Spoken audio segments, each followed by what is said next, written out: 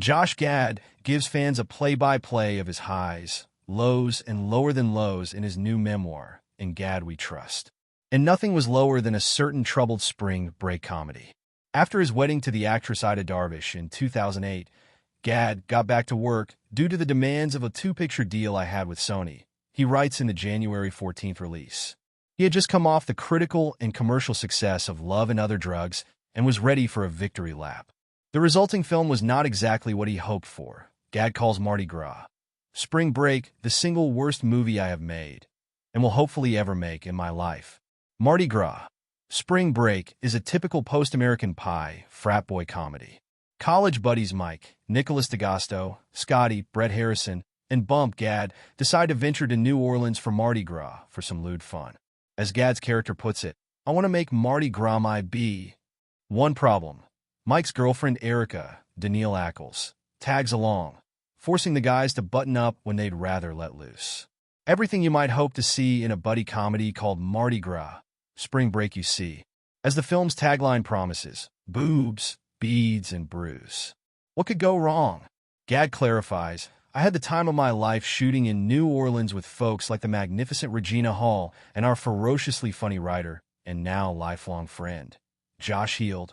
But the experience of making the film was a waking nightmare, with non-stop studio interference where we would literally have scenes written by the studio head sent for us to do the next day. The film, ruined before his eyes, was a case in which nothing made sense, and worse, it was all big, broad, unmeaningful comedy in which none of the creative team had any say. Gad got his start in a guest spot on ER, and his big break came when he was tapped to replace Dan Fogler in the Broadway production of the 25th annual Putnam County Spelling Bee. Though Gad was on a track and the career train was moving, Mardi Gras represented something even more worrying than a potential cinematic bomb. What was worse, however, is that I began to grow really concerned that I was going down a path of playing the loud, fat best friend in every project I was doing, he writes. While it was certainly starting to pay me more money than I had ever seen before, I was worried that I was getting into a situation of being typecast. Any dreams I had of following in the footsteps of Philip Seymour Hoffman or John Goodman, he writes, were soon going to be dashed if I stayed on this path. I knew I needed to branch out and attempt to have people see me in a new and unexpected way. Mardi Gras Spring Break didn't win over critics and isn't even remembered as a high point of the era's frat house comedy cycle.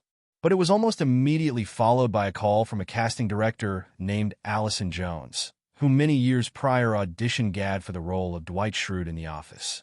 This time, she wanted him for The Daily Show, which would become the next big break in his career.